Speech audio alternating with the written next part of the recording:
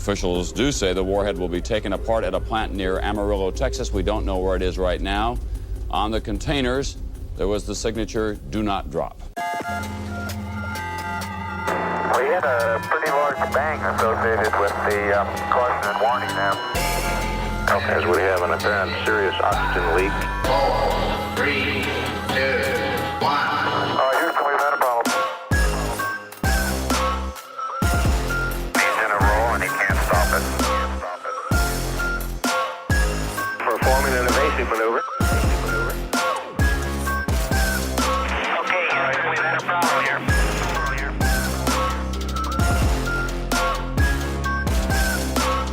I think we need to do a little more all-weather testing.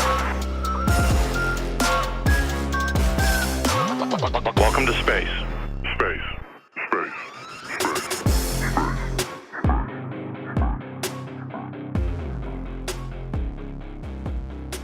Hello, listener, and welcome to Failure to Launch, the space history podcast where we take you through every mistake, failure, and explosion that made modern space exploration possible. We are your hosts, Quinn, he, him.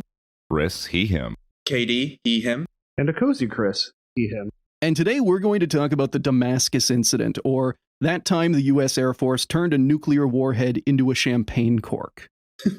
Promising, already promising. I am so excited for this one. The atomic spud gun. So, today's guest, War Takes, or Komodo Dad KD, is a military blogger and all-around knower of things soldier and military-industrial complex. He has volunteered his time to come talk to us and at you. Is this generosity going to be paid back? No, because we're going to talk about an incredibly dumb moment in rocket history.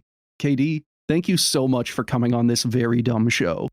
You're very welcome. Actually, you know what? Initially, I was a little confused you asked me on because I assumed this was about the poorly received 2006 Matthew McConaughey film, Failure to Launch. But now that you explain a little bit more, I think I was already willing to come out of the box on this, but now I'm more invested. So let's do this thing. We are trying to get them delisted, tragically. We're the top Failure to Launch podcast now. And yeah, getting Matt gone is going to be, that's the current ceiling on our fame.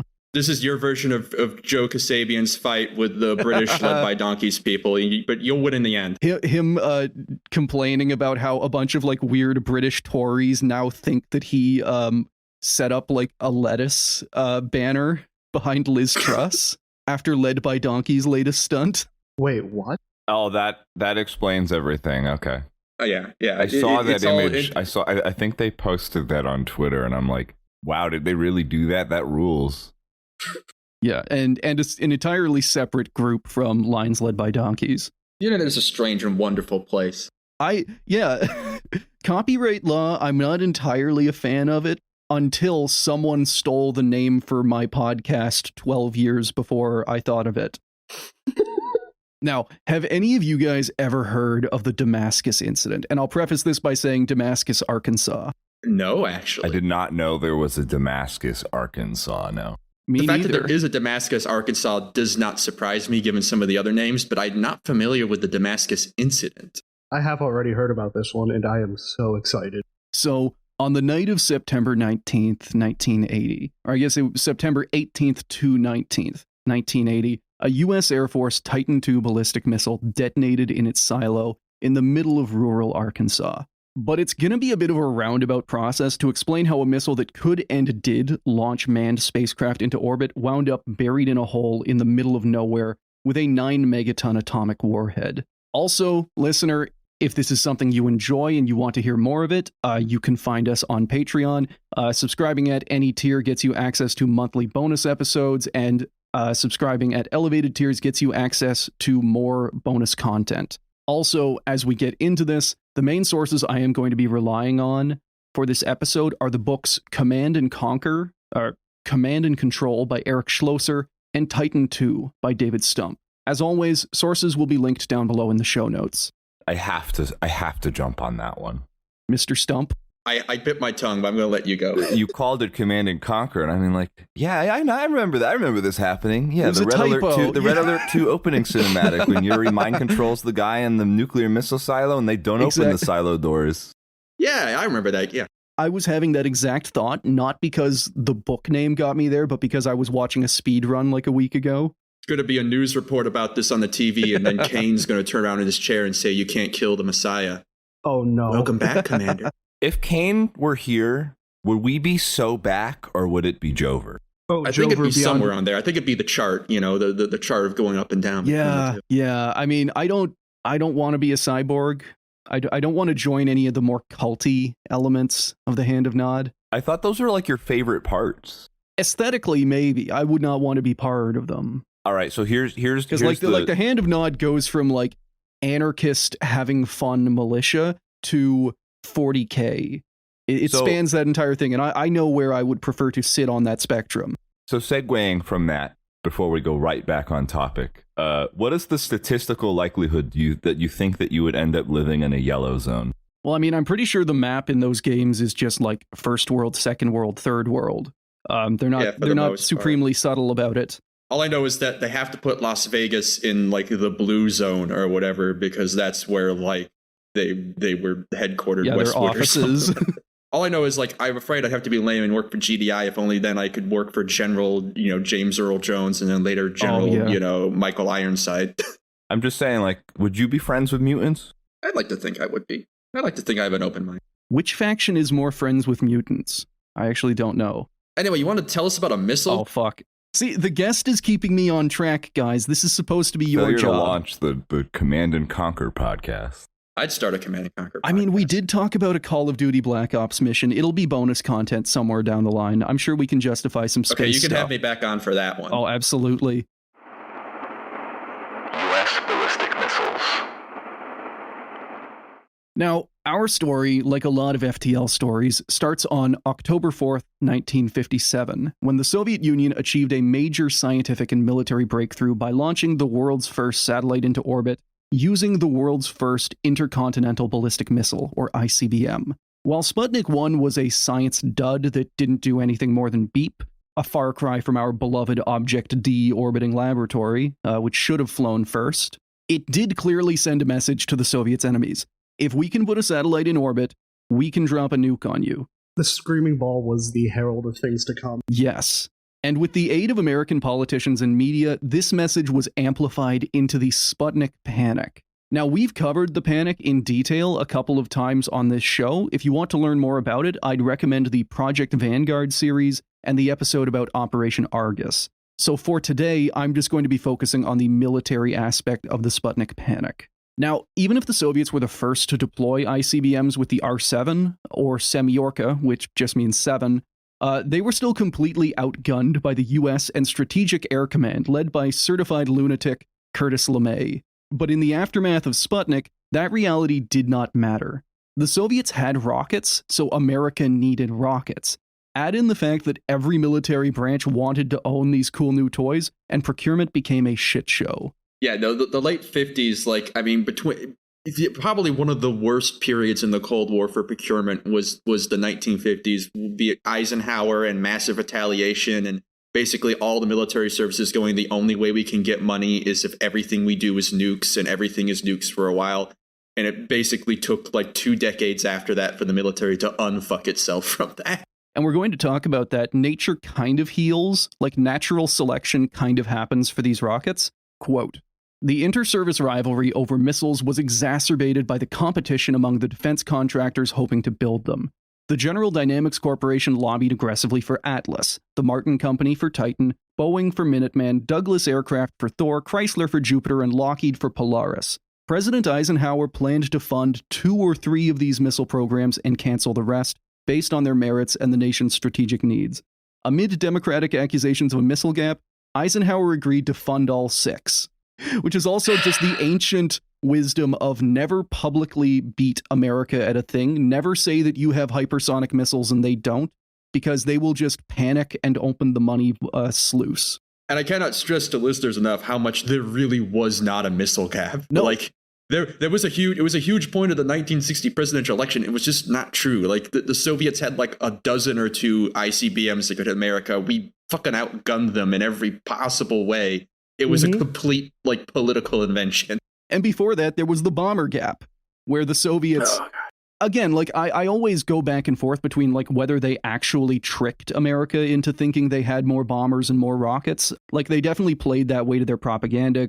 Khrushchev famously said, "These missiles will roll out of our factories like sausages," and then proceeded to make 10 of them.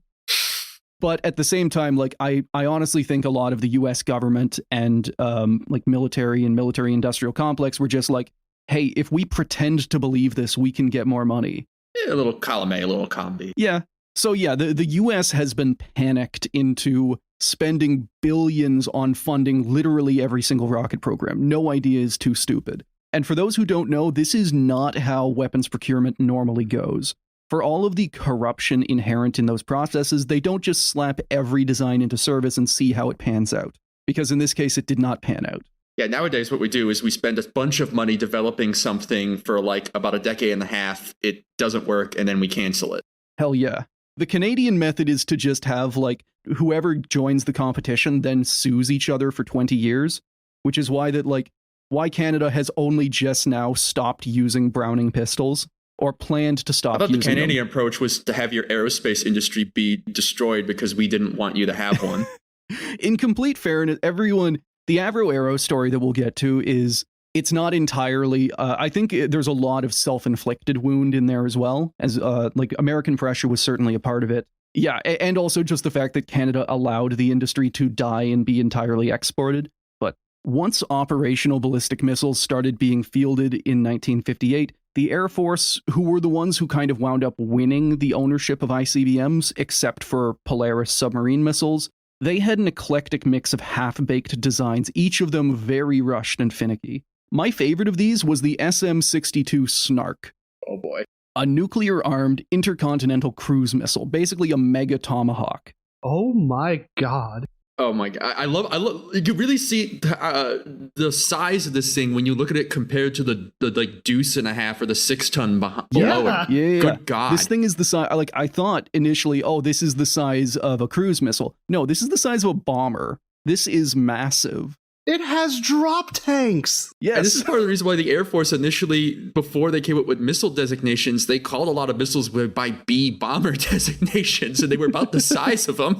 Part of that was actually political as well, because whenever every different force was arguing why they should own missiles, the Army's argument was, this is self-propelled artillery. This is a shell that has an engine on it.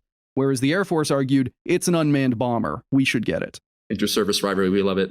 So the idea was that it could be launched from bases in the US and fly all the way to Soviet targets to deliver a 3 metric ton warhead. This sounds good on paper, but the execution was something else. As designed, the Snark had an accuracy of about 1.5 miles or 2.5 kilometers. In testing, no missile made it within 30 kilometers of a target. That is one hell of a CEP. Hell yeah. I love that I was going to make snarky comments before you even segued to this about but how I'm Tish. like, oh crap. I walked right into that. Yeah, I was going to make some snide comments about how like, man, I hope that's a guided munition. Raytheon? Wake up, dear. So one test Snark that was launched from Florida, it was meant to fly around Puerto Rico and then come back to like test its guidance system. Instead, it just went rogue and flew off towards South America. This is the second time on this podcast that South America was narrowly baked alive by the spicy rockets. So It just really wanted to go to Rio. The rocket wants to go on vacation. Just let it. Hold that thought, because the wreckage was found in Brazil 2 decades later. They didn't try and find it, it just disappeared. And then it was doing a special episode like Smiling Friends. The Air Force just threw what could have potentially been a thermonuclear bottle rocket in Brazil, just said, oh shit, Yeah, I'm just like, hey, where's the test rocket? What test rocket? Status, UNC. And despite this, inertia kept the Snark program going until it was accepted in 1959. It then served 2 years and was pulled from service in 1961. Yeah, there's a lot of stuff like that in the late 50s and early 60s. Missiles, planes, things that are introduced and like withdrawn from service after less than a decade. Because, I mean, things were just moving so fast, advancements were moving so fast, like we kind of plateaued eventually in military development, and now big advancements kind of come fewer and farther between. Now and also just like cost savings, the money sluice not being there anymore. F-16s Mod 12 Mark B Rev 42 or something. Yeah, but they also do still work. I mean, look, it was perfect. You can't make it better, okay? That's not to say they don't work. And in this episode, we're going to talk about the kind of dichotomy, because America is still, like, one of these missiles that is introduced in the 60s is the Minuteman, and America is still using the Minuteman III. Not for lack of trying to replace it. Yes, it's running into some difficulties. Yeah, it's... For all of the shit show in the US, missiles stationed near the Soviet Union were not much better. For example, the Jupiter missiles stationed in Turkey, and these were the inspiration for the Soviets to put missiles in Cuba, which started the Cuban Missile Crisis. These missiles are not good. Well, yeah, they were made by Chrysler. Unlike later silo-based missiles, the Jupiter spent its entire life sitting vertical, outdoors, on its launch pad. If it ever needed to fire, it'd need 15 minutes to fuel and launch, during which time it was like someone could just strafe the thing. Someone could shoot it. Just poke a hole. Honestly, yes. The same was true of the Thor missiles stationed in the UK. Some British strategists argued even that the missiles actually put Britain more at risk, since if the Soviets wanted to start a war, they would have to atomic bomb the UK to prevent these missiles getting off the ground. And nothing of value was lost. Sorry to all my UK friends and also boyfriend. I have a feeling a lot of them would agree with you. I was about to say, Yeah, I feel like they would all agree with you. Like, Okay, crucially, and nothing of value was lost, assuming that everyone there I actually cared about was evacuated ahead of time. Fair. America just pulling the Thor, I'm sorry, little one, to Britain. Watching Tu-95s fly overhead towards America and just holding up signs like "Us next, please." Now, the Thor and Jupiter were both scrapped in 1963 as the new Atlas ICBM started coming online. And then the Atlas was pulled from service in 1965. Yeah, on track. On track, yes. Also, the Atlas being the missile that launched the first American astronauts into orbit. They had earlier done suborbital flights on, like, Redstone rockets, but continuing the tradition of ICBMs. This, I think, was the other way. The R-7 was a satellite launcher that was kind of converted into a rocket. This was an ICBM that failed and was then used for space stuff, thankfully, which is the proper way things should go. Just shitty enough at its job, it got reassigned. It can go up. This is what happens when you have something designed by a Belgian. Just Carol Bossart joke for the real heads. Okay. Racking my brains trying to, like, wait a second, Belgian Korolev? Yeah, I was talking about for the Atlas. I think like a lot. Yeah, not all of our rockets were designed by Nazis. Some of them were designed by entirely different weird Europeans who came over separate from that. Now, long story short, in their panic to match the Soviets, America threw everything at the wall and most of it did not stick. What did, at least for land-based ICBMs, was a pair of programs. The first was Minuteman, a small, cheap design that used solid fuel rockets and could be safely stored underground for decades and launched with practically no preparation. It was great. Everything the Air Force needed. Except it was tiny, and thus the warhead it could carry was small, much smaller than the 5,500 kilo behemoth that the Soviet R-7 could throw. To match them, America would need a massive new missile with a huge throw weight, the kind of technical term for, like, how big of a payload it can actually throw at the Soviets. And this would be Titan. And lest it seem like I'm setting this up as some triumphant reveal, this also did not go well, and the Titan missile was a deeply flawed design from the beginning. The first variant, Titan 1, worked like this. Quote, "The missile would be filled with propellants underground about 15 minutes before launch, and then would ride an elevator to the surface before ignition. The elevator was immense, capable of lifting more than 500,000 pounds, but it didn't always work. During a test run of the first Titan silo overlooking the Pacific at Vandenberg, a control valve in the elevator's hydraulic system broke. The elevator, the Titan, and about 170,000 pounds of liquid oxygen and fuel fell all the way to the bottom of the silo." And this is not part of the quote, but they did indeed detonate. It's suboptimal. There are many things that I can imagine being terrifying, and watching a missile, any like rocket crash footage where you see a missile go up and then fall back down, missiles going down is always a bad sign, no matter what you're doing. Even more accurately, going down faster than they went up. They just watched the world's worst prairie dog in action. God. It's also worth mentioning that the exact same thing was being mirrored in the Soviet Union. Sergei Korolev, our hero, had been really effective in duping Kremlin politicians and military leaders into thinking that the R-7 would be a superweapon. It wasn't. It was a satellite launcher first and a crappy ICBM second. Even the worst American ICBMs theoretically could be fueled and launched in 15 minutes. The R-7 would take hours, if not days. Look, if you want a job done right, you got to take your time. There is actually good footage of, like, as Sputnik 1 is being prepared for launch, all of these bigwig officials have been brought out, and the military guys are all nervous because they're like, hey, I thought this was going to be, like, ready to launch quickly. Like, all of them are watching this huge historic scientific moment, and then in the back of their head is the realization that, like, if we ever have to use this thing as a weapon, if the Americans attack us, this thing cannot get off the ground. Unless its only use was as a first strike weapon, and it wasn't even that good at that, because the accuracy was horrible. Its follow-up was even funnier, though. Like the Americans, the Soviets scrambled to build new silo-based missiles that could be protected and launched quickly. Like the Americans, they also ran into problems. Like when a prototype R-16 ballistic missile famously exploded in Baikonur, killing upwards of 60 people, including Marshal of Artillery Nedelin, who this scene is now named after. Soviets just love killing their own high-ranking officers. They just can't help it. In complete fairness, this is like, it's mostly Nedelin's fault, so I'm happy he died.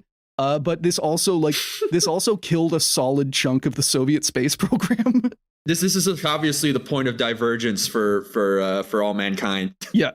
Well, one timeline where Nedelin doesn't get smoked in a launch chair. No, the point of divergence for all mankind is that Korolev doesn't die of hemorrhoid surgery, and that is actually true. Yeah, that is actually. In our world, Sea Dragon actually launched.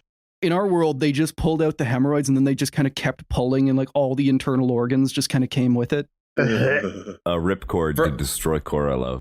Yeah, For All Mankind's a great show as long as you just fast forward through all like the badly written relationship drama. Oh yeah, absolutely love it for like the speculative fiction and kind of a what if the Soviets had gotten there first that doesn't just turn into like Iron Sky but Soviet. Exactly. Doesn't just get Wolfensteined on you. Yeah. I love that like the Soviet like upper echelons are all equally disposable because they're just regular people with an executive title slapped onto the front. Yeah, like there's plenty more Nedelins to just replace him. Just decant another one from the pod. Now, by the mid to late 60s, the American ballistic missile fleet had mostly stabilized to a handful of more mature designs. With more than 1,000 deployed, Minutemen missiles formed the bulk of America's nuclear strike power.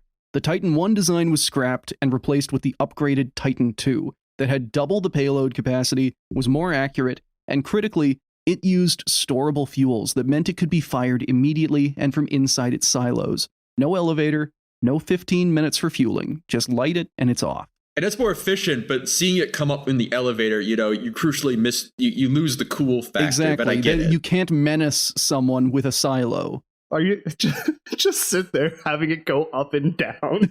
Well, that's why you got to be doing sitting somewhere in a control center like Blofeld with your hands sort of tented, or like stroking a cat, watching it slowly rise up from the below ground. That would have been so cool because all of these silos are just like surrounded by farms. If you had done the Khrushchev thing where he's going and he's looking at corn and he's just having the time of his life, and then you intimidate him by just having missiles slowly rising on the horizon, like a full circle around him. Meanwhile, on the other side of the cornfield is that meme with the cat and the overalls going, what they doing over there?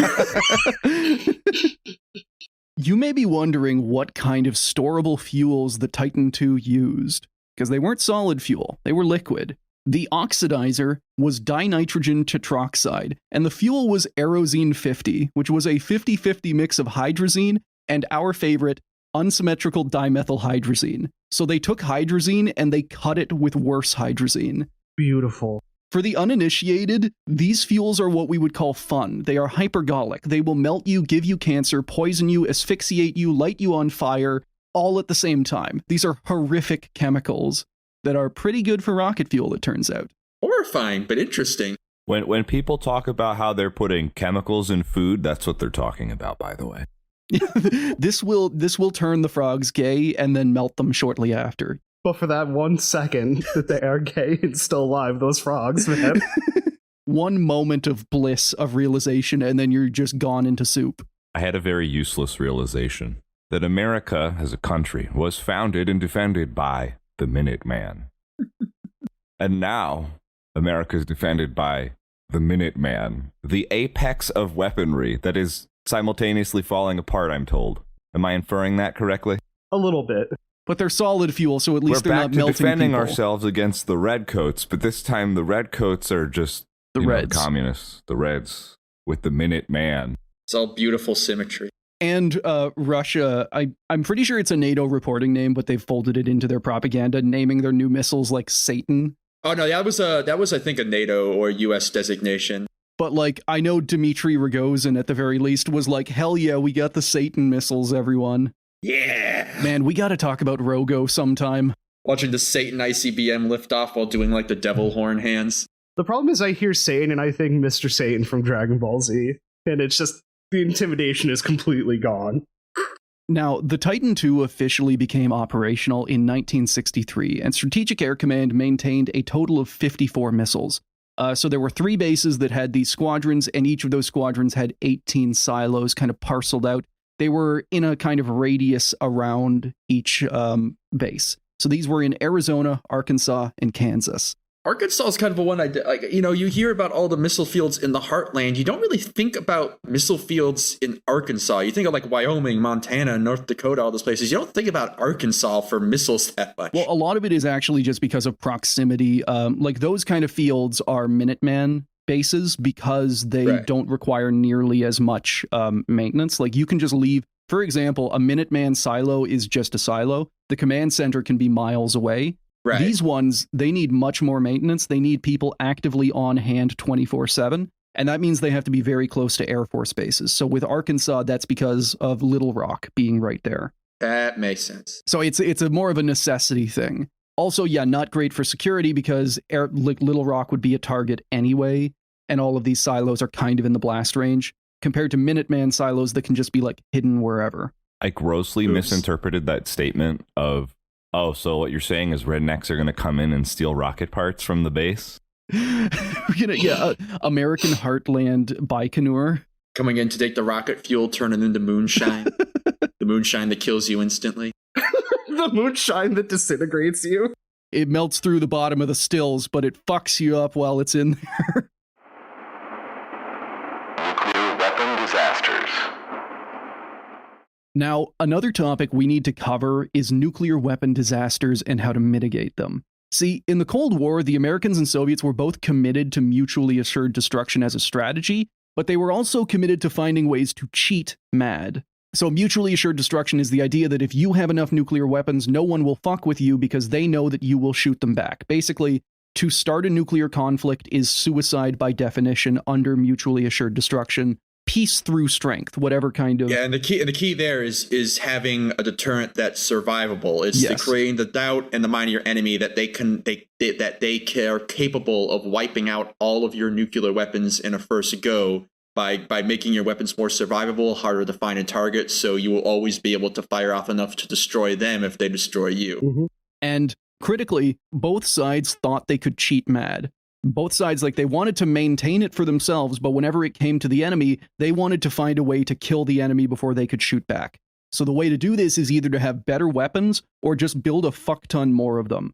So all through the 50s, 60s, 70s, both sides were in a race to build as many warheads as possible and deploy dozens of different delivery mechanisms. Naturally, when you have thousands of nukes scattered all around the world and mounted to very complicated machinery, accidents are going to happen, human and otherwise. In the US military, an event involving the accidental launching, firing, detonating, theft, or loss of a nuclear weapon is called a broken arrow. And so far, officially, there have been 32, though there are reports of significantly more. Because the US nuclear force has always been heavily bomber-based, a lot of these involve bombs accidentally falling out of B-52s.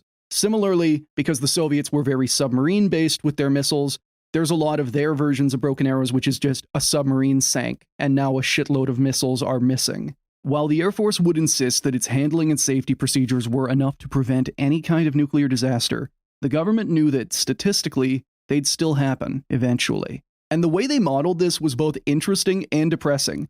They viewed the accidental detonation of Air Force warheads on American soil as being an inevitable natural disaster, like an earthquake or a hurricane. Jesus Christ. There's nothing you can do to stop it. You can only mitigate it. That's such a statement of its time. Like I can visualize. I don't know if they wrote this, but I could just visualize the 1950s cover of the Rand Corporation report that said this. Why a nuke will detonate and it will be okay. If only there were a way to stop this pile of thousands of nukes from sometimes exploding.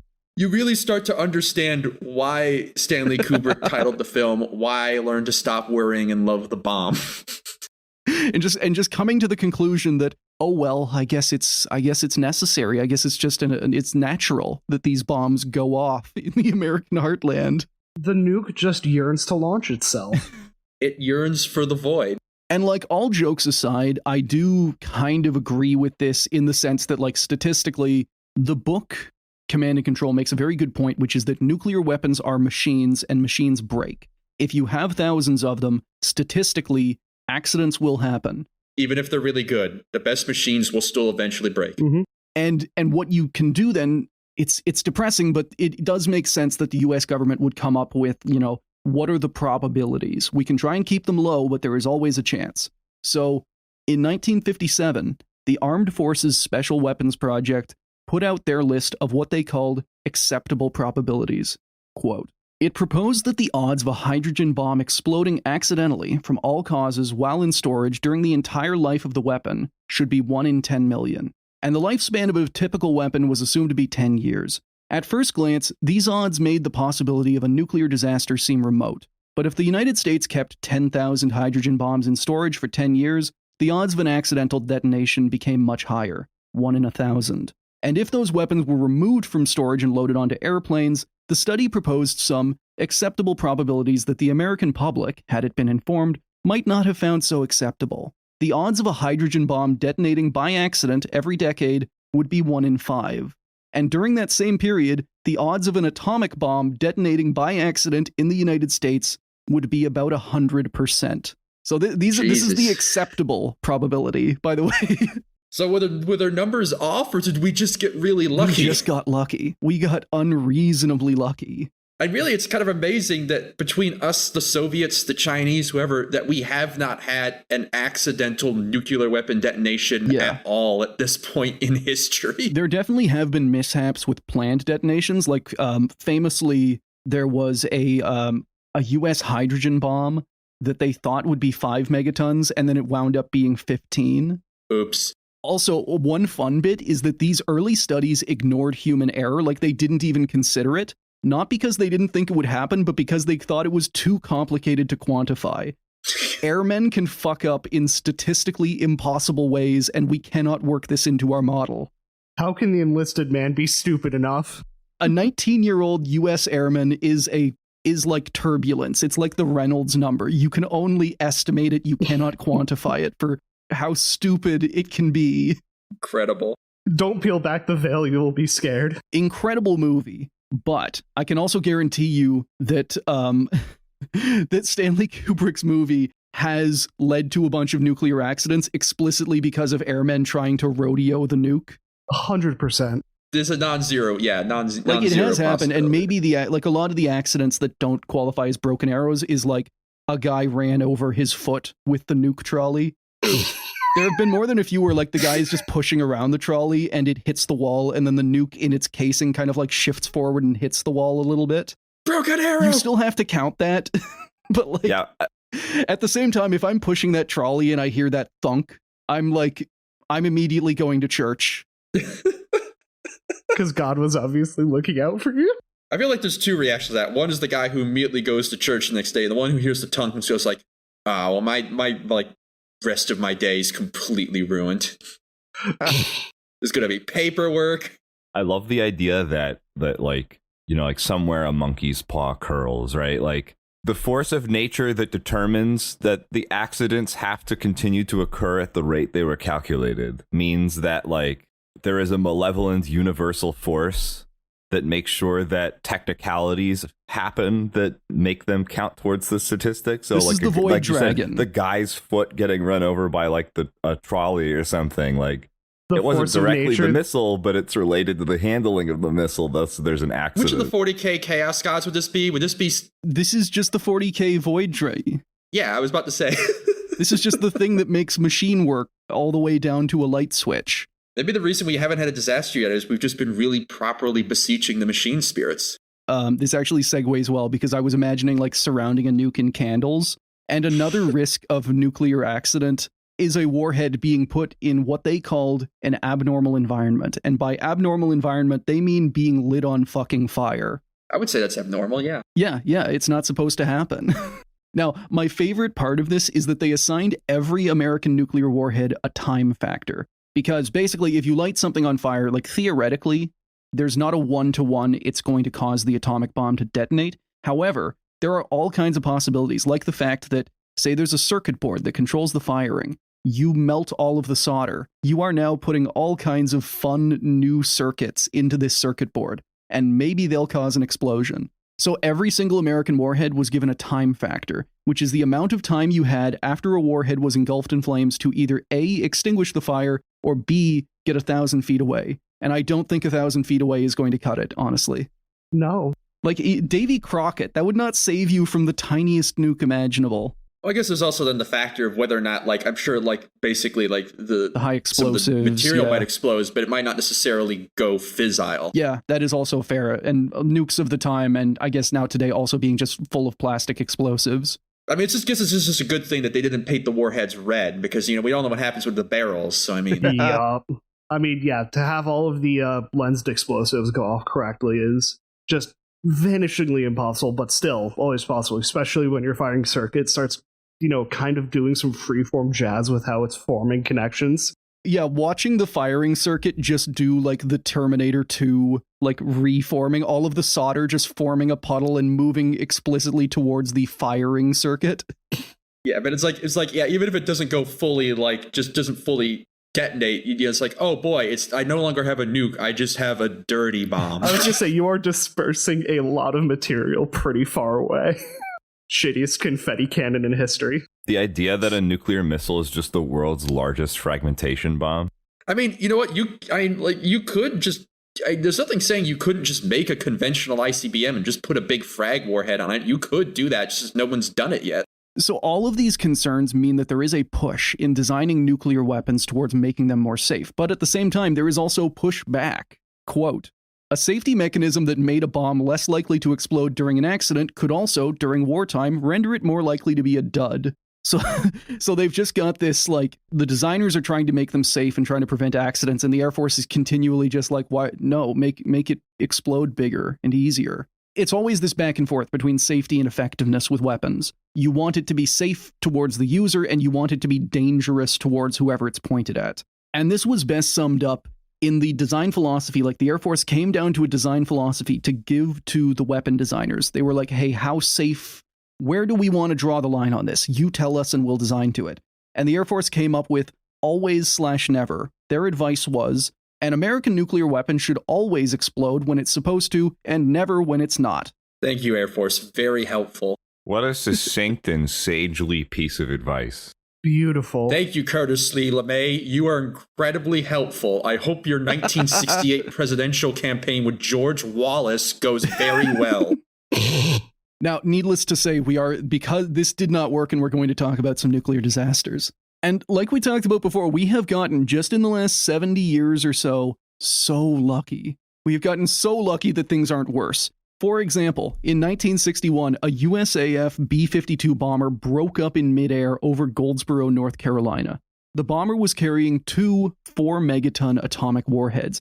And by freak chance, as the fuselage broke up, the aerodynamic forces pulled the arming and, like, they pulled the lanyards in the cockpit that deployed the bombs. Not just like the fuselage broke apart and the bombs fell free. The pins were pulled. They were armed and deployed. I knew that one. Yeah. I knew about that incident. I didn't realize just how bad it was. As far as the bombs were concerned, they had been dropped on an enemy. Everything was going according to plan. Thankfully, one of them slammed into the ground before its systems could fully arm it.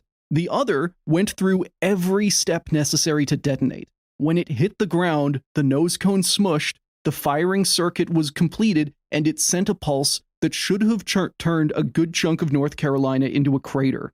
The only reason that it didn't was a single manual safety switch, and the designers of the weapon later noted that that safety switch often did not work. Fuck. So there is just a light switch on the side of the weapon. Oh, here's your problem. You set the switch to not blow up. There's your problem. I guess good thing they weren't set to fucking airburst. Disciplining the pilot for having the safeties set to on. That is the... It's like, you did prevent a nuclear disaster, but we are going to have to write you up for this regardless because you didn't actually follow procedure.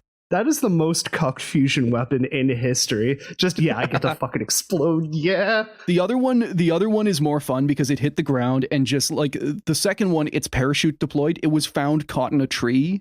What? Kind of caught, like the nose cone had hit the ground, but the parachute was in a tree. The other one buried itself into the ground, and a bunch of dudes, like before knowing if the case had been broken and if there was radioactive contamination, they had to dig it out by hand. So you've just been asked to dig for a nuclear weapon, and you probably don't know this at the time, but that nuclear weapon has been armed. It thinks it is landing in the Soviet Union. Someone's going to smack that switch by accident and just white light all around. You joke, but had that happened, like after it had been fired, if that switch were flipped, if anyone on the recovery team had flipped that switch, the circuit would have gone through and it would have detonated instantly. Thinking about the multiverse of different ways in which that switch was accidentally flipped by someone, and we live in like one of like the 5 where it just wasn't. Like some squirrel just accidentally happens by in the tree, and like through some force of fate, it steps on and pushes the switch. I also just love the idea as like an anti-dud mechanism that if the bomb lands in the Soviet Union, it can still be detonated if someone stupid enough just comes up and flips the switch.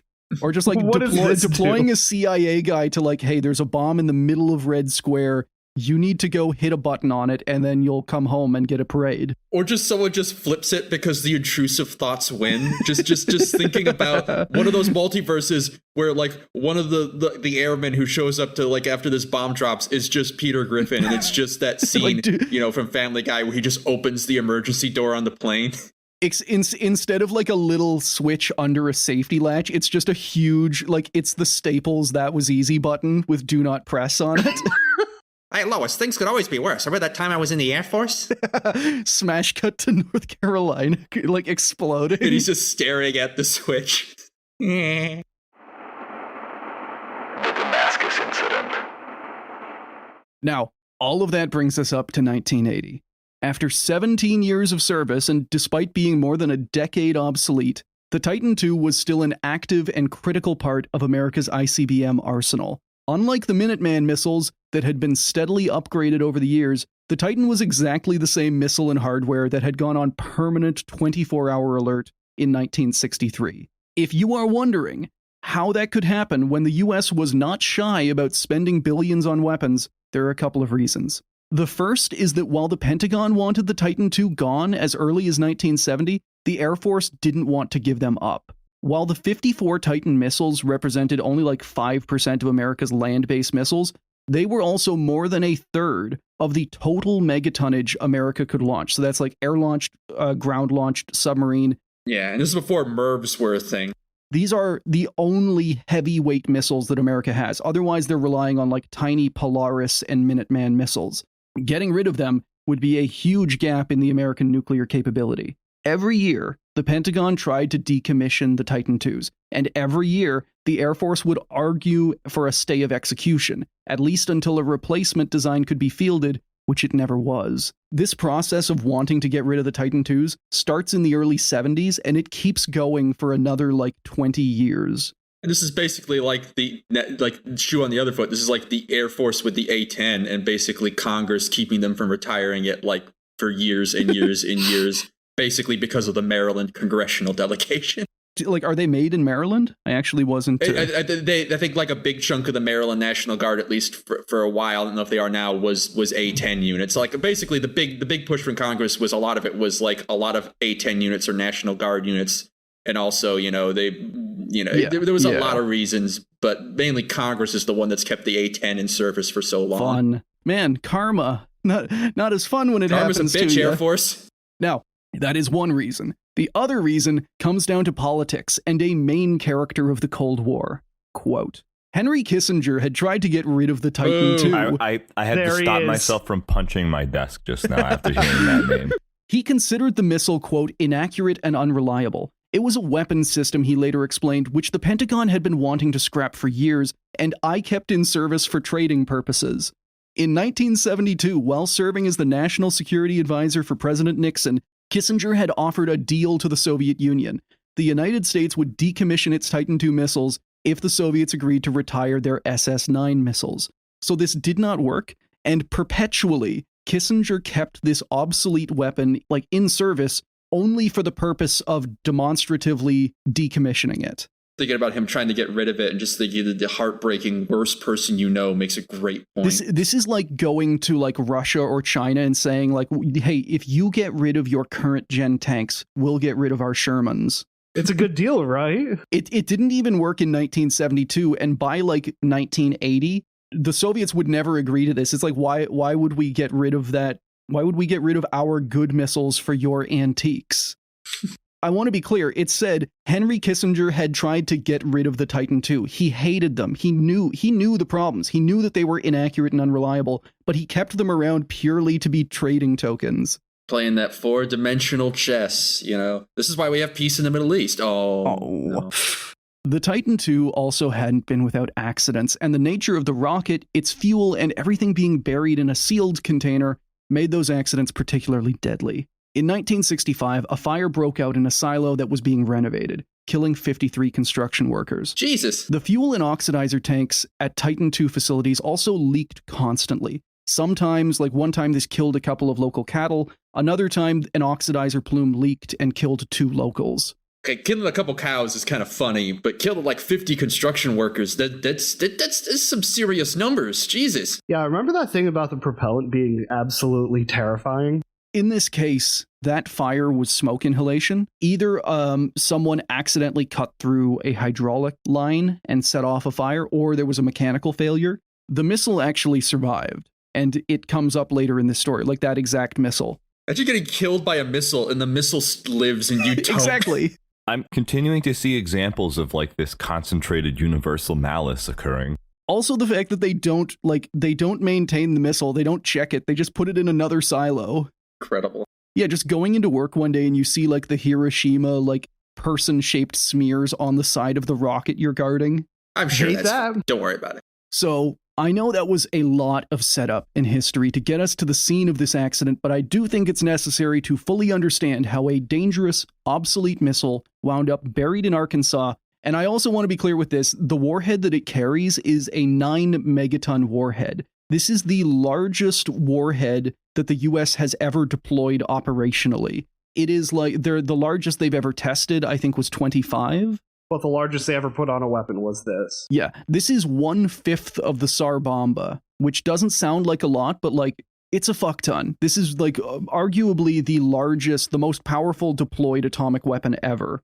Yeah, after this, all the megatonnage comes from having multiple smaller warheads on a missile. This is probably the single largest megatonnage warhead we ever deployed. Yes, absolutely. We don't need independently guided vehicles. We'll just turn the entire area into a smear. That was also kind of the strategy the Snark went for, of just if the radius is 30 miles, who cares if we land in 30 miles? It's in the ballpark. You're fine. That's Just get in the potentially box. the difference of hitting Russia than hitting another country by accident. I guess they just made the assumption at that point, East and West Germany, who even knows the difference? West Germany, another case of, and nothing of value was lost. So that situation, an obsolete missile carrying the US's biggest warhead being buried in Arkansas, that was the situation on September 18th, 1980, at the missile site 374-7, or as its crews called it, 47. This was part of the 308th Strategic Missile Squadron based out of Little Rock Air Force Base in Arkansas. Now, unlike Missile Man, why the fuck did I write that into my script? Lesser known cousin to Mega Man. The American hero, the American founding heroes, they don't talk about as much, the Missile Men. Unlike Minuteman silos, where the missile could be miles away from its command point, every Titan II site had its own command center, manned and on alert 24/7.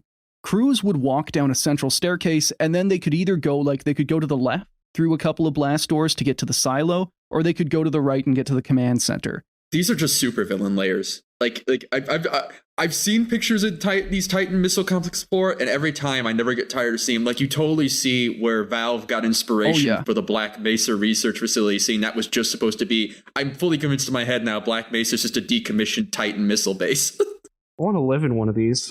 The Titan missile is what you see in a whole lot of video games. It's the ICBM, basically. It's the ICBM. It is the American ICBM. I mean, part of that is admittedly because the Minuteman isn't all that intimidating. But like Fallout, like you said, Half-Life, this is the missile. The Minuteman's like effective, but like in a boring way. Like, yes, I will target your car with this missile as opposed to a big... Also, the Minuteman has those Zaz, like you said, like, oh, you can put a bunch of them in a silo field, you can have the command center miles away. This, you have a huge, like, fucking, like, 1960s supervillain complex. It has character, damn it. Like you said, it is the lair. People are now, like, buying these old decommissioned silos and turning them into, like, either prepper paradises or just, like, hotels. I'm not a prepper, but I would fucking like just turn this into a house. Like I fuck that. Yeah, I'd do that. That would fucking rock. My leaky, cracked 60-year-old underground cement base. Look, it's a labor of love. It's a fixer-upper. And the black mold that's growing in J.K. Rowling's house. That black mold might actually be radioactive a little bit. Look, it's about the spirit of the thing. So that afternoon, September 18th, the missile needed some maintenance. It needed the pressure checked in one of its oxidizer tanks, and the people to do that were the Propellant Transfer Systems crews, or PTS. And I want you to remember PTS because we're going to be talking about them a lot. These were the guys who did any work involving the Titan II's incredibly dangerous fuel. And they also got to do it in safety suits called REFCOs that looked basically like spacesuits. Holy shit, yeah, I'm looking at them now. Oh yeah, it does look like a cosplay of a spacesuit. A lot of weird shaped patches on those suits. Like, there's just like holes that they had to patch up. We'll talk about that in a little bit, but these things were not actually proof against the rocket fuel that they were designed to be proof against. I was to say, are those holes from it wearing, or is that dude just incredibly clumsy and he's just been poking holes by accident? So yeah, these are the rocket fuel handlers clothing outfit, which is a dumb name, but everyone just called them REFCOs. On the 18th, the PTS guys arrived in the afternoon, but because of miscommunication, they didn't get orders to start work until like well past 6 in the evening. This particular crew had also been on duty for all day. Like, they were already like 14 hours into their shift whenever they were being asked to go fix this rocket. Ooh, are we going to start taking bingo boxes? Yeah, I mean, so yeah. Overworked crew, check. Orders coming late, check. Let's keep going. Yeah, in addition to being tired, they're probably annoyed. They had to sit around for hours, and then when they were probably ready to go, got told to start work. Check number 3. So they're probably pissed off and annoyed. Check number 4. So, as they were about to enter the silo, so they make it in, they go through all the blast doors, one of the technicians realized that he'd forgotten a torque wrench back in the truck. This was a new addition to the checklist. This was not something they were used to. It was not something they were trained with. It had only been changed like a week prior. Ooh, check 5. Instead of going back to get it, they opted to just use the old mechanism, which is a ratchet and a socket that the silo had on hand for opening the missile's fuel cap. But, critically, the reason they switched to the torque wrench is that the ratchet didn't actually lock the socket. So you know how if you take a wrench and you put a socket on it, it actually positively attaches. It'll click in. Right. Yeah. It is able to hold the socket in place. This didn't have that. The socket just floated loose. Mm. And someone, a second person, had to be on hand to hold the socket as the ratchet was turned to prevent it falling. And then they dropped it. Oops. Yeah. Quote, as Powell used a socket wrench to unscrew the pressure cap, the socket fell off. It struck the platform and bounced. Powell grabbed for it but missed. Plum watched the 9-pound socket slip through the narrow gap between the platform and the missile, fall about 70 feet, hit the thrust mount, and then ricochet off the Titan II.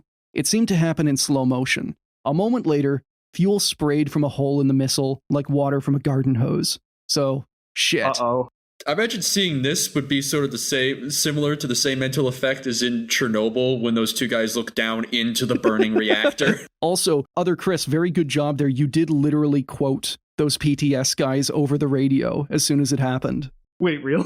Yeah, the first indication that anything was going wrong to the people in the command center for this missile was, oh no,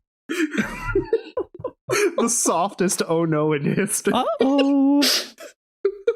At the same time, it's also worth mentioning like how unlucky this was. Like, this wasn't uncommon. Tools are always falling into nuclear silos. It's something that happens. But normally they just fall straight to the bottom and then someone has to go down and get them. This thing like ricocheted off of a piece of hardware that was hanging in the air, and it like in perfectly just the right way. Like they had even had examples of tools accidentally hitting the rocket and just denting it. This thing fell in just the right way to get redirected right into the fuel tank and puncture it. Is this just a tool-assisted speedrun to kill a silo? I'm thinking about the nuclear missile doing the I was born with glass bones and paper skin. It was like all that probability of nukes potentially just going off an accident was directed into making the socket go into the exact place to make that fuel leak. The rocket failed to hit an iframe. Those statistics did not account for U.S. airmen, and this is U.S. airmen. At the same time, like I want to make jokes, but I do firmly believe, having gone through this story, that the airmen and the PTS crew are not in the wrong. Like, again, this is just bad luck. If the system had been designed properly, this would not have been possible. You know, like if you design a bad system that is prone to accidents and then an accident happens, might not be the accident person's fault. But yeah, back in the command center, every alarm indicator immediately lit bright red. They indicated a fuel tank leak, an oxidizer leak, and several fires. To be clear, this is impossible that all three could be happening at the same time. Yeah, all the Half-Life 1 alarms are going off. The scientists are going, oh my god, we're doomed! Some guy just like jibs in the corner for some reason.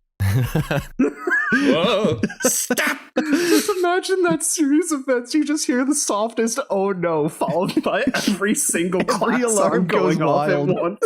Which is another problem, is that the alarms are not working. At this time, I want to be clear, there is a fuel leak. Every alarm has gone off and they are indicating like contradictory emergencies happening all at the same time. Three Stooges syndrome with a rocket. The command crew ran through every single checklist and procedure they had, and nothing worked. Meanwhile, the alarms are getting more insistent and contradictory, to the point that like no one in the command center has any idea what is happening.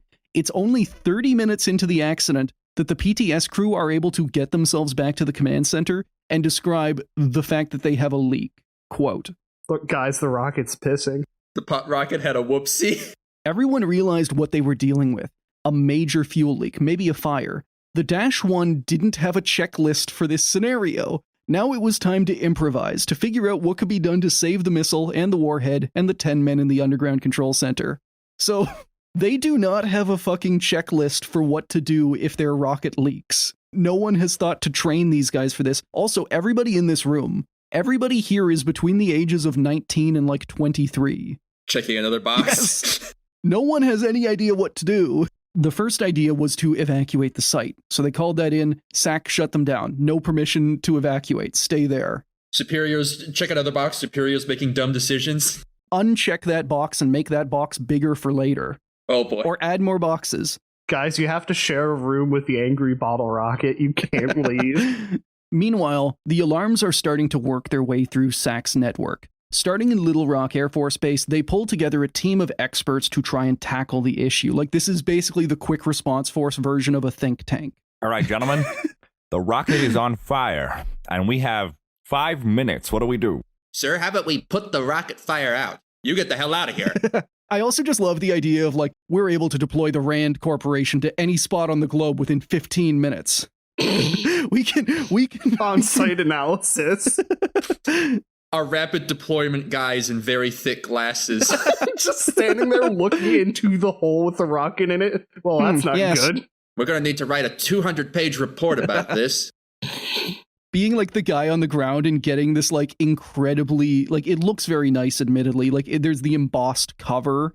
It's just like, just reading through it on page 15 is just like, oh yeah, maybe we should evacuate. Neat. No, just gonna say you get to page 15 and you're just rendered into soup. Yeah, you don't even finish the executive summary before you get turned into soup. I'm looking at one of the diagrams you have of the Titan II complex and seeing the emergency eye wash fountain down like where the thrusters are. It's like, that's a bit generous that you'd even get to that point, isn't it?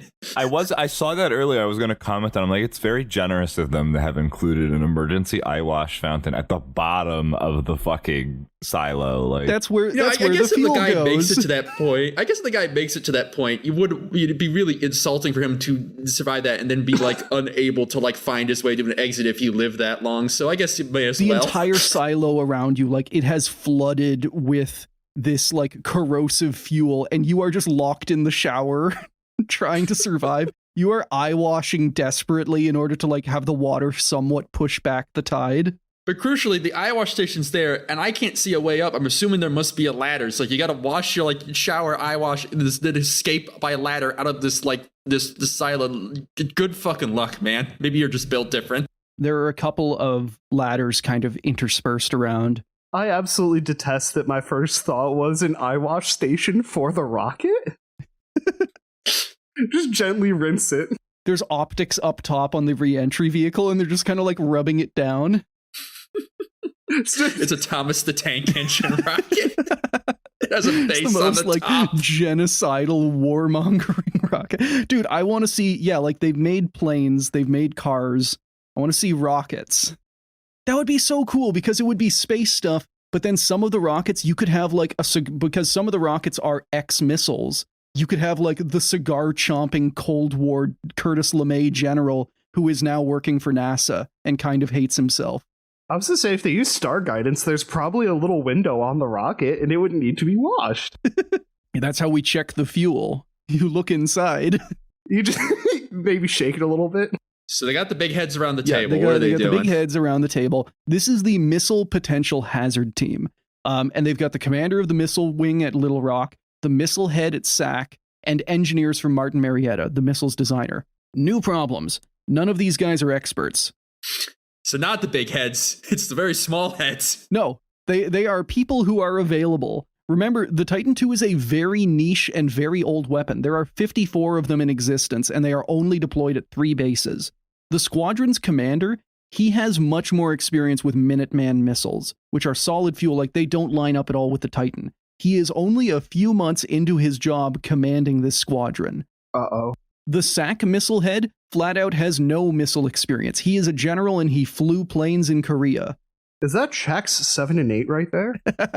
Keep the count going. And the actual engineers who designed the missile are no longer at Martin Marietta. They were there like 30 years ago, maybe. The engineers who are now being pulled into this like response team, they are just guys on hand. They have not worked on the Titan. Incredible. It would be like going to NASA and saying like, hey, like get your Saturn V experts right now. We need them right now. Yeah, somebody get the shovel.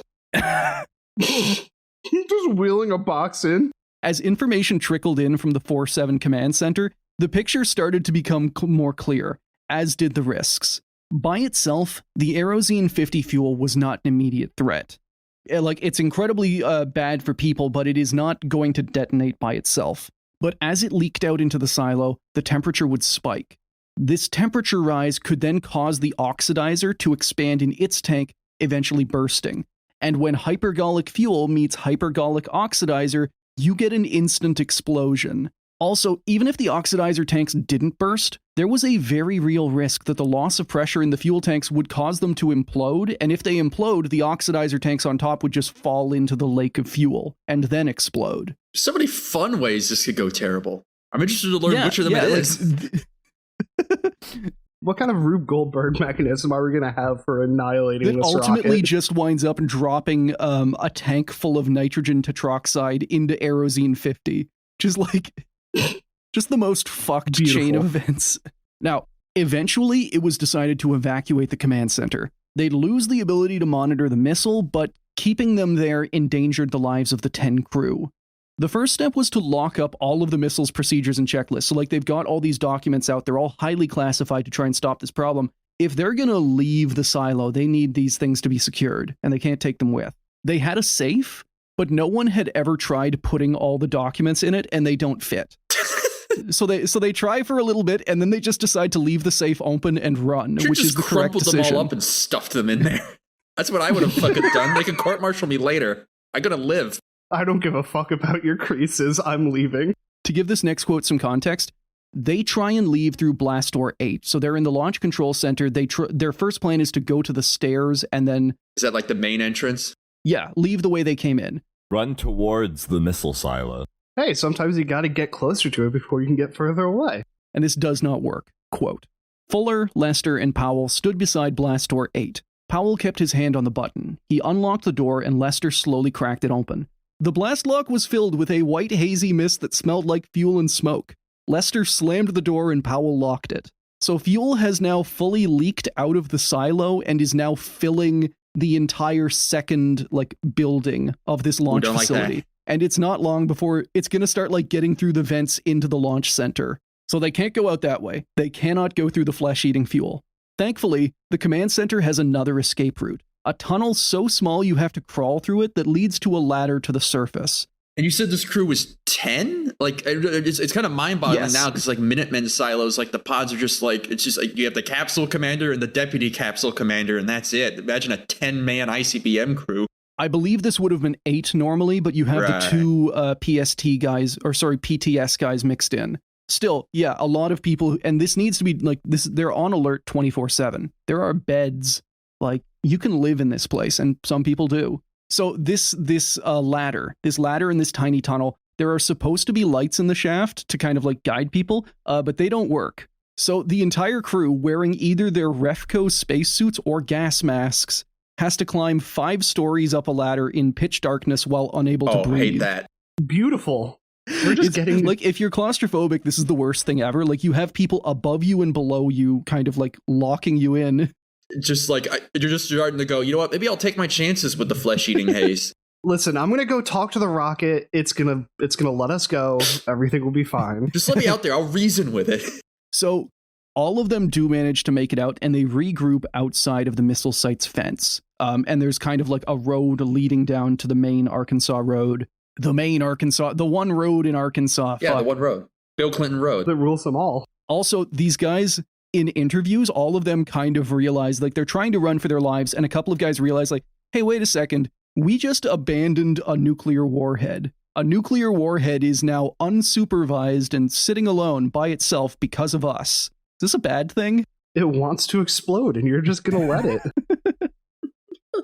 Now, as this accident is unfolding, news unofficially starts to trickle out. There was a problem at a missile silo in Arkansas. That's kind of the bare bones, some reporters get wind of that.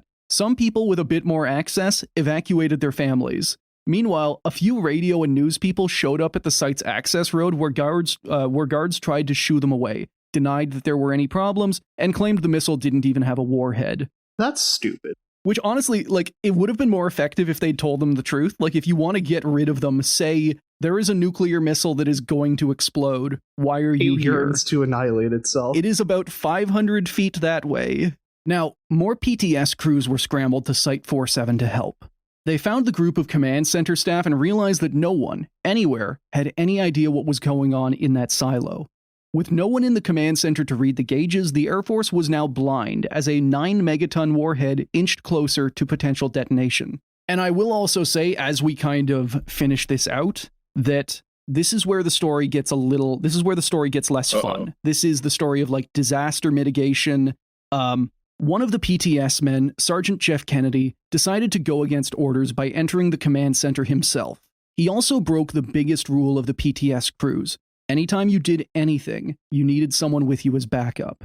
Acting alone, Kennedy climbed down the emergency ladder and into the command center, again in a Refco. And then he left, because what he found was probably the most terrifying set of numbers you could find.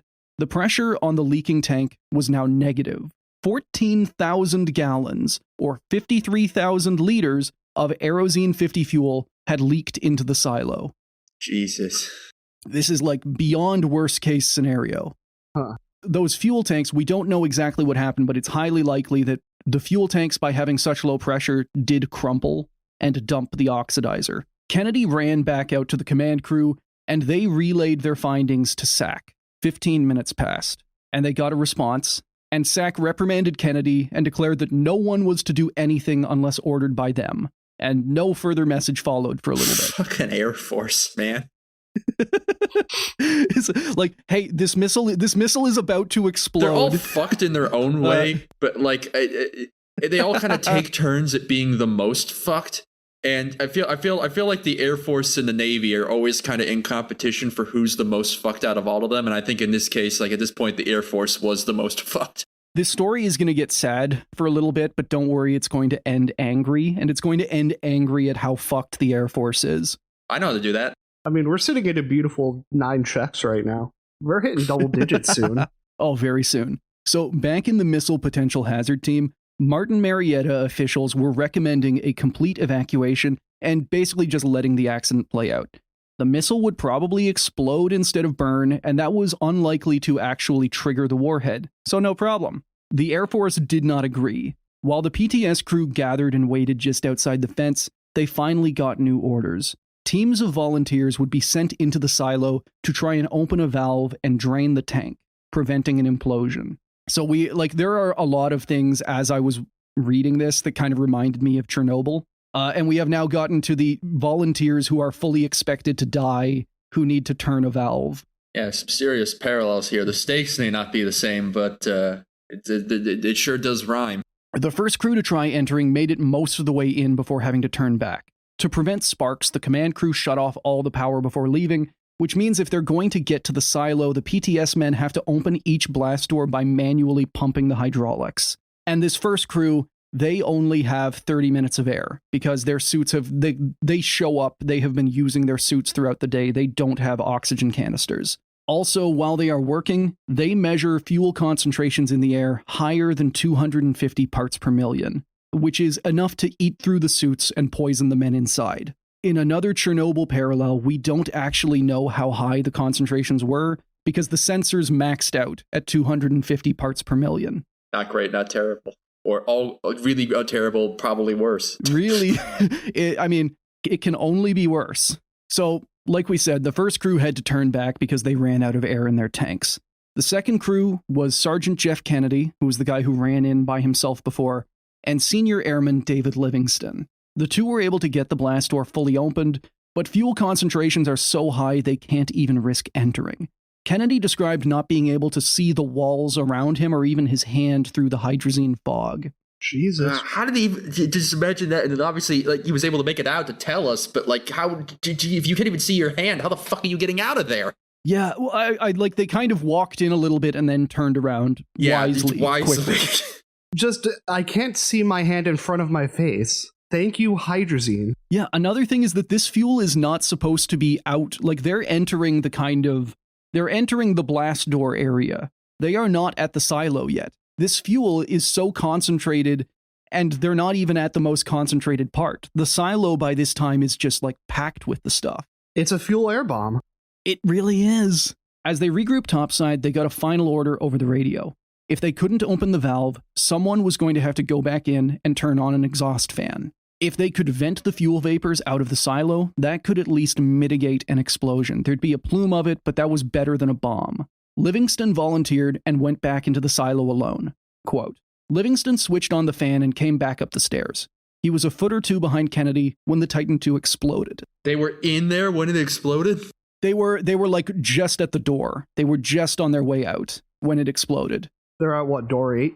They're like at the hatch. They are up the stairs and out. Gotcha. So they're at the topside hatch. Yeah, they are right at the topside hatch. Kennedy is outside. Livingston is like on the second last step out. And then the rocket explodes. Back at the road, everyone, airmen, police, and reporters, tried to drive away as quickly as possible.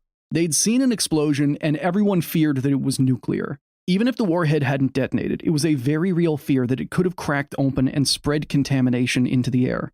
Right, dirty bomb. Yeah. Where the PTS crew was posted up outside the site, they got flash burns, oxidizer inhalation, and were pelted with debris blown out of the silo. One man, Greg Devlin, got all three. He was burned in the explosion, had his ankle smashed by thrown debris as he tried to run, and inhaled fumes as he was hauled away. In all, 21 men, mostly from the PTS crew, were wounded in the explosion. Both Kennedy and Livingston managed to survive the blast. Kennedy was blown clear, broke his leg, and wound up tangled in the site's fence.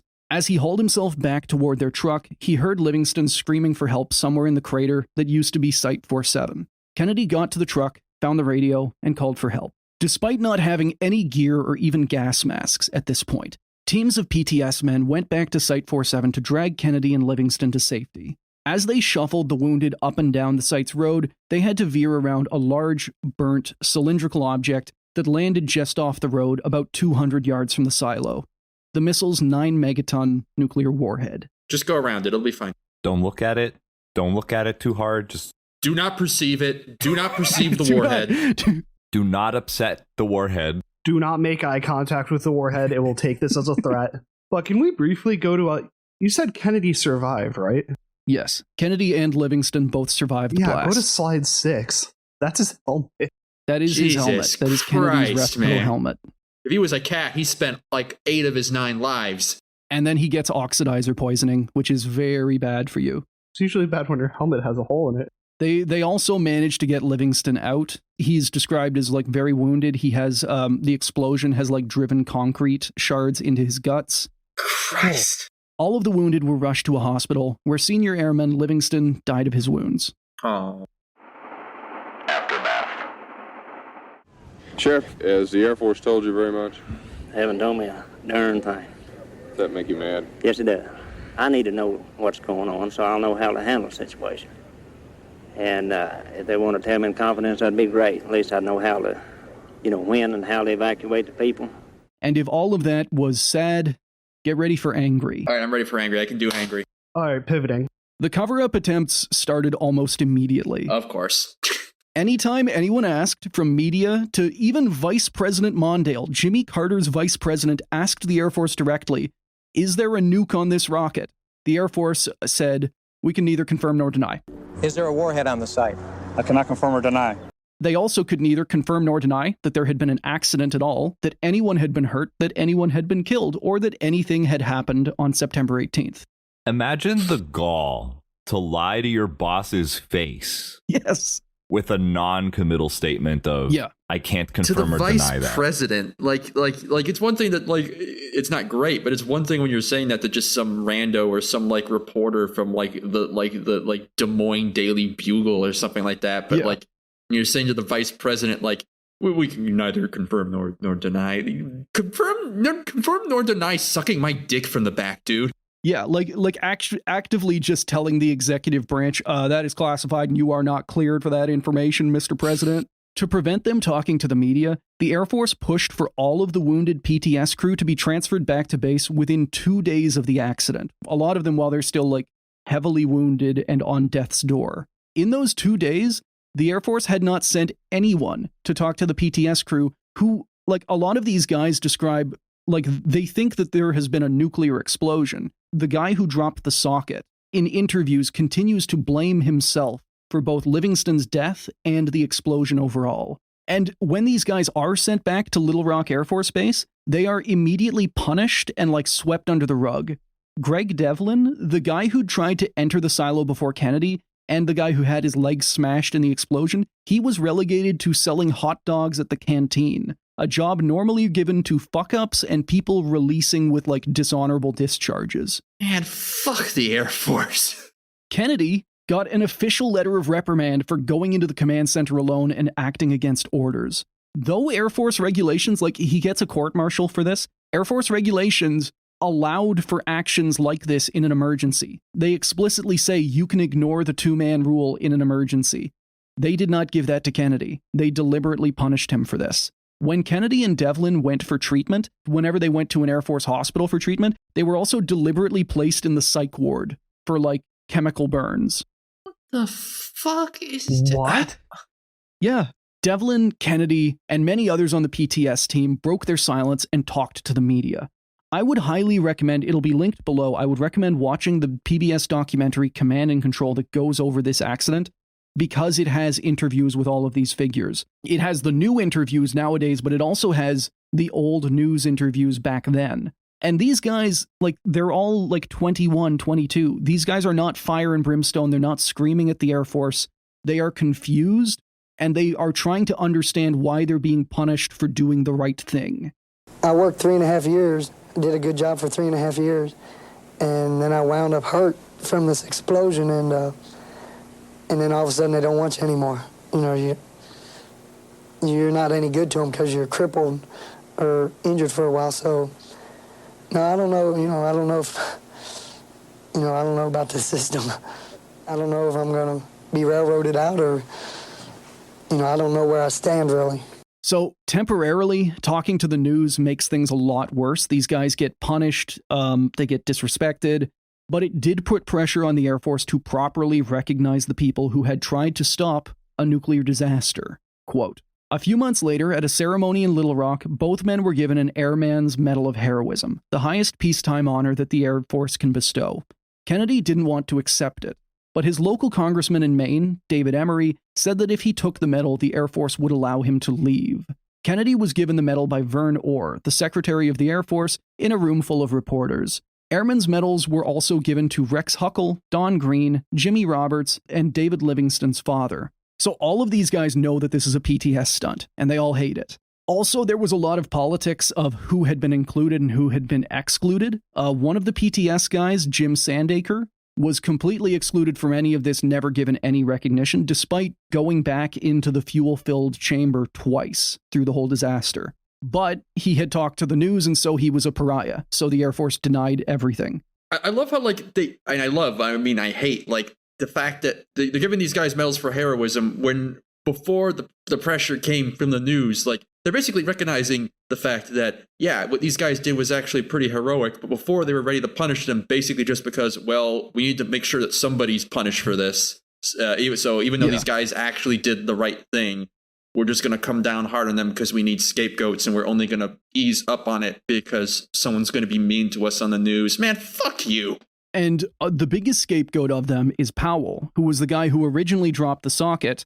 The Air Force's entire tack at this time is that it's human error, and the only human error is Powell because he dropped the socket. And that is that, and we don't need to investigate or do anything further. And, like, yeah, he dropped the socket, but tools get dropped all the time. It was a freak accident, and the system was designed in such a way that, like, yeah, it's so much more than human error at the end of the day. Like, again, they did not have a procedure for a fuel leak. No one had thought to write that. It's a systemic failure. So within a few days of the ceremony, many of the PTS men like Kennedy and Devlin quit the Air Force.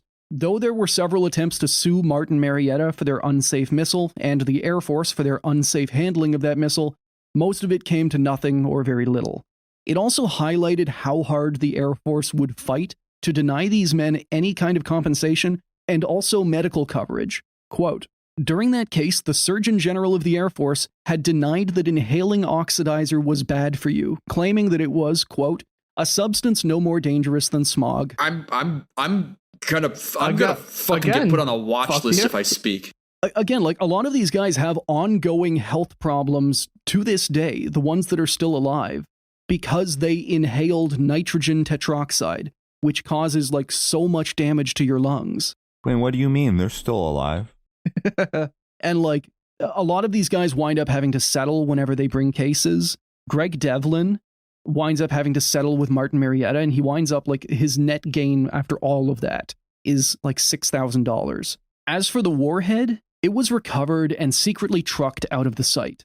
Because the Air Force continued to deny that the missile was nuclear, they had to use all kinds of tactics, like sending out decoy trucks to try and fool the media. The casing wasn't cracked, and the warhead hadn't released fallout into the area. There also wasn't a risk of accidental detonation, because, thankfully, the explosion had ripped the warhead's power supply off in just such a way that the weapon could never be triggered again. So, like, the nuclear weapon experts who look at this, they tell the Air Force, hey, this is an incredible stroke of luck, we cannot count on this happening again. And the Air Force then goes to the media and says, like, good news, all of our weapons are accident-proof forever. There is no way anything could have gone wrong, so stop worrying. Oh my god, I'm gonna commit a fucking crime. It just keeps getting These worse. These guys just can't stop just fucking being the worst people in existence. I know. And it's, again, just like, the experts are telling you, like, hey, this was an incredibly close call. It's only because the explosion damaged the warhead in such a way that it could never detonate. But by the same token, it could have damaged it in such a way that it did. And the Air Force is just like, 100% accident-proof forever. Got it. The blinders are just 100% I would say, off. like, you know, like the Air Force in general at this time and in general has problems, but also like the missile community in general is just completely fucked too, and even more fucked today. Oh yeah. Despite the accident and rising public concern, the Titan II would stay in service for another 7 goddamn years. Their decommissioning was announced in late 1981, but it was a slow process for a couple of reasons. First, it was expensive. Investigations into the Damascus incident, this explosion, they had come up with several modifications to the Titan II silos that could prevent future accidents. The Air Force played these two forces against each other, the need to decommission these old Titan IIs with the need to upgrade them while they're still around. And they had this balance, this back and forth, this convenience, and they used this to keep their precious little toys as long as possible. The decommissioning had to be delayed so that they had time to add the safety features. And at the same time, some of those safety features were completely denied, things like security cameras or vapor detectors, because why would you upgrade a decommissioned missile? I mean, I'm surprised they even like said they would add features because, like, well, clearly this was all human error. So I mean, like, there's no reason for us to have to change anything. They presented it as being features to prevent human error and like continuing to throw those PTS guys under the bus. Hey guys, I just got a flash flood warning, so if I suddenly go quiet, you know what's up. Hope you don't get flash flooded. That probably should have changed my mood more, but I'm sad and angry. The U.S. Air Force is flooding my house in retaliation. They're for flooding this you episode. with the rocket fuel for bringing up their past failures. Time to go in the pitch black hatch and climb up the ladder. Now, the other reason is that in 1981, Ronald Reagan took office and started the largest nuclear buildup in American history. So under those circumstances, no one was eager to get rid of a nuclear weapon, let alone America's biggest bomb. Like, it just wasn't going to happen. Yeah. Thanks, I hate it more. I told you we were going to have so many honorary hosts on this episode. It's just a rogues gallery. This missile only makes it to 1980 because of Henry, and then Ronnie is just like, give it another 7 years. Well, I think also at this point they're trying to. I think Peacekeeper was supposed to be the notional replacement for this. If I recall. Yeah. Yes. That sounds right. That was something that was on the way. And then we didn't get to it as much, but also there's an interview of a certain Arkansas governor back then, a certain Bill Clinton, talking about how perfectly safe the Titan II was now. Oh God, yeah, he was governor when this happened, wasn't he? Hell yeah, he was. He went out there with the Air Force and was basically just like, yeah, there's no reason to worry. I have been reliably informed that the weapon is 100% accident proof now. They're telling me that this thing is the greatest thing you've ever seen. And, you know, personally, I think the fumes are probably good for you. I think they'd be good for America. I think we should all want to inhale the fumes. I think they would bring us closer together as a nation. And that's the kind of thing we need in this trying time. Thanks, I hate it. Still, in the end, the final Titan II was taken off alert and removed from its silo in 1987 after about 25 years in service. And again, unlike the Minuteman, they were not upgraded. The same missile was sitting in that silo for 25 years. It's like the guy in the basement who, like, in the mailroom at a company who just will not retire. You can't get rid of him. Also, I did say that same missile from the original fire would come back. This is something that I didn't know how to really tie it in with the story. It's more of just a grim observation. That missile we talked about, serial number 620006, the one that was involved in the fire in 1965 that killed 53 men, that is the exact same missile that exploded in Damascus. Kidding. There it is. It thirsted for blood, and it wasn't done yet. It has the taste for human blood. That makes this missile the only single ICBM in history that has killed on 2 separate occasions and over 15 years. It's a recidivist. A serial offender. It is also worth mentioning that it only killed Americans. as is the case of, I guess at the end of the day, literally every single nuclear ICBM. Incredible. I hate it. I hate this so much. I hate everything about this. I was trying to workshop you were like, and that missile, and I'm like, what, it grew up to be George W. Bush, or something. Like I'm trying to workshop that. I can't figure out what would have been a funny thing to say. Now, I do get to kind of tie this back to space, because prior to the Saturn V, every single launch vehicle that America fielded And the same was true of the Soviets, even up to today with the Soyuz. All of those rockets that launched satellites were derived from military missiles. And while the Titan II was an odd duck of a weapon, obsolete even in the 60s and only kept around to try and trade it off with the Soviets, it had a second life as a spacecraft launcher. If you've ever seen pictures of NASA Gemini launches, you've probably seen a modified Titan II, the GLV, or Gemini Launch Vehicle. All 12 Gemini launches flew with the GLV, and they flew successfully. The GLV would then later be modified into the Titan III and IV series of launch vehicles, which served government and civilian launches from 1964 all the way to their final launch in 2005, making it a horribly, I guess horrible in every sense of the word as a weapon. It was unreliable to its crews, and it was unreliable as something that could kill the enemy, but reportedly a pretty good satellite launcher, and reportedly pretty good for, manned space exploration. Yeah, how could one rocket be such a terrible ICBM, but such a pretty decent space launch vehicle? I mean, the exact same thing can be said of the R-7. The first ICBM in history is the R-7 Semyorka, and it is the rocket that is still used today. It was used all through the Soviet Union. It's still used by Roscosmos to launch spacecraft, to launch satellites, to launch people. And it was also a horrible weapon. It's the different needs, it's the different uses. So solid fuel is the best. Minuteman for life. Those ones are not going to melt you. I suppose NASA also had less of a Rube Goldberg way of launching it because they didn't have to worry about elevators and silos. They could just put it out on a launch pad, and just let it rip. Just leave it alone. Yeah. So, everyone, that is the story of the Damascus incident, the nuclear spud gun, and the brave people who tried to stop it and got fucked over for their troubles. How do we all feel? Angry. I felt the entire range of human emotion and then settled on fuck the Air Force. I realized, thinking about it, that it's like, how do you even reprimand the guys at the top that developed the system that is inherently flawed and then try to blame it on their subordinates? It's like, okay, well, I mean, clearly they're not beholden to anyone except themselves already because they're like upper class elitism. Because I mean, you don't end up in a position that high in any military branch unless you have connections, right?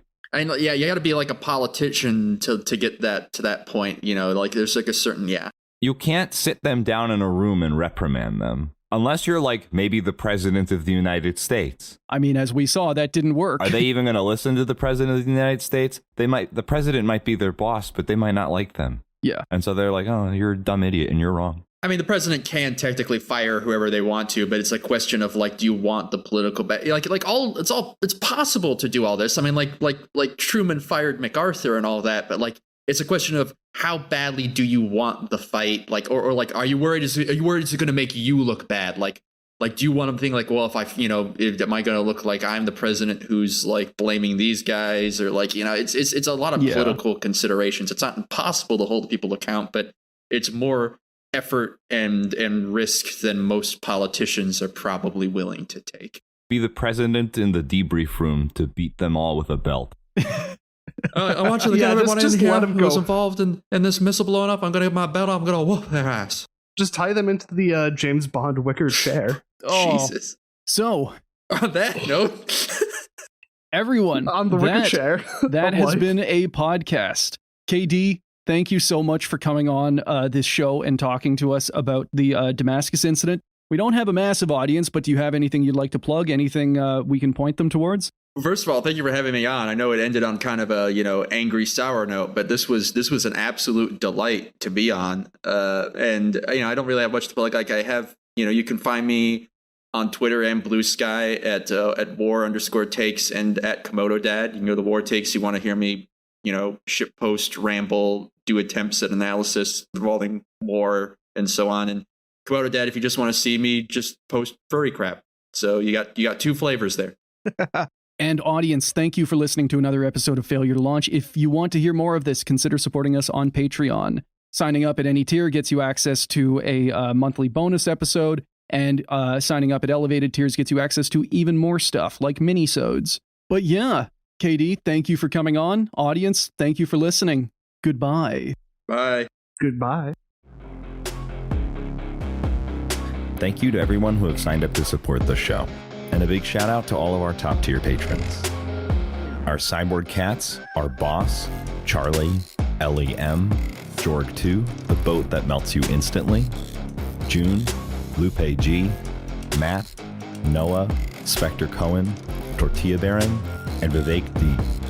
Our space dogs are a Union Thug, That Guy is Best Guy, Angry Old Man Yada Yada, Band User, Ben L, Boomzilla, Brandon M, Chainsaw Snuggling, Captain Lag, Daddy Bongo, Dan A, Double Time, Fractal Moonlight, Furious Luddite, James A, James C, John C, Korolev's Condiments, Lane of the Wired, Lens Wipe, Michael G, Nick S, Oliver, Sean H, Sensual Kazoo, Sean P, Sophie L, Sparks, Thomas M, Tim P, Trash Do, Barash T, Will W, Winksmith, Zaxum, and Zim.